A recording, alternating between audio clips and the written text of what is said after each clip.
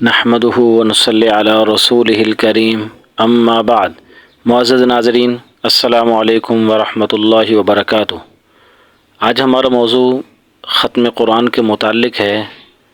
رمضان المبارک کا مہینہ، آسانی کے ساتھ ہم قرآن کریم کو کس انداز سے مکمل کر سکتے ہیں کہ ہمارا شوق بھی باقی رہے، شوق اور ذوق بھی ہمارا باقی رہے، اور قرآن کریم کی تلاوت بھی ہماری مکمل ہو جائے۔ بسا اوقات دیکھنے میں آیا ہے، مرد ہوں یا خواتین ہماری بہنیں، جب وہ تلاوت کرنے بیٹھتی ہیں تو ایک دن تلاوت کیا، 2 دن تلاوت کیے، اگر ایک دن ایک پارہ مکمل کیا ہے تو دوسرے دن آدھا پارہ ہوگا، پھر تیسرے دن ایک پاؤ ہوگا۔ نتیجہ کیا ہوگا کہ بہت آہستہ آہستہ ایک آدھا قرآن شاید رمضان کے اینڈ تک مکمل ہو، ورنہ کوئی 8-10 پارے اس میں سے بھی رہ جاتے ہیں۔ تو ناظرین، رمضان قرآن یہ لازم ملزوم ہے۔ رمضان مبارک ایسی گھڑیاں اور ایسے لمحات اور ایسا مہینہ ہے، ایسا بابرکت اور رحمت مہینہ ہے جس میں اللہ نے قرآن کو نازل کیا اسی مہینہ میں۔ تو قرآن اور رمضان لازم ملزوم ہیں، اور دونوں بندے کی سفارش بھی کریں گے، اور ان کی شفاعت اللہ کے محبوب صلی اللہ علیہ وسلم نے فرمایا قبول بھی ہے۔ تو ایسا نہیں ہونا چاہیے کہ ہمارا قرآن مکمل نہ ہو۔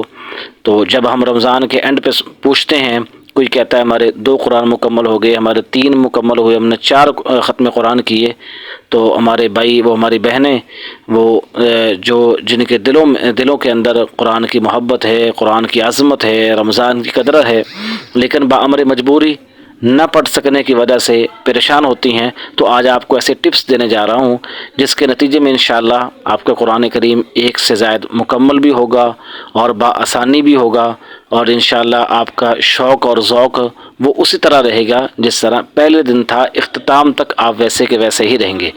وہ کیا ہے؟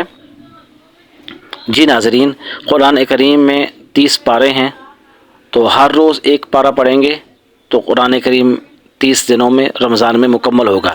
لیکن ہوتا کیا، دیکھیں جو ناظرہ خواہ ہیں وہ پورا پارہ پڑھتے ہیں، تو ظاہر ہے کہ پہلے سے پڑھا نہیں ہوتا، ریویژن نہیں ہے، سپیڈ نہیں ہوتی، تو آدھا گھنٹہ، پون گھنٹہ لگتا ہے پڑھنے میں۔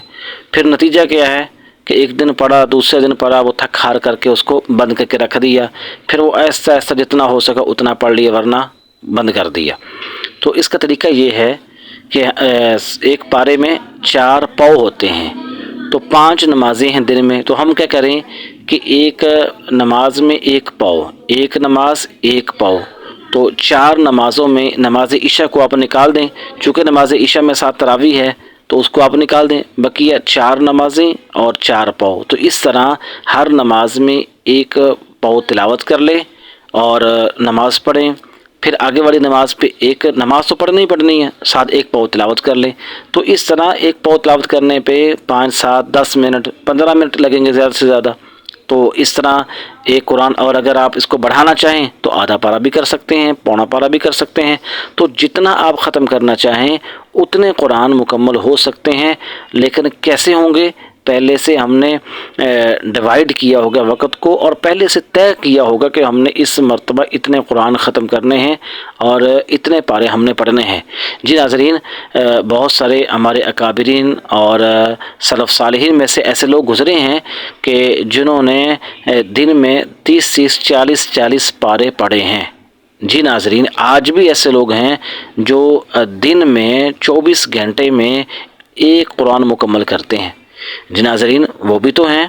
تو ہم اپنے اندر شوق اور جذبے کو پیدا کریں اور روٹین بنا لیں، اور ٹائم کو ڈیوائیڈ کر لیں، اور اس پاروں کو مکمل ڈیوائیڈ کریں۔ ہم یہاں پہ اتنا پڑھیں گے تو اس سے کیا ہوگا؟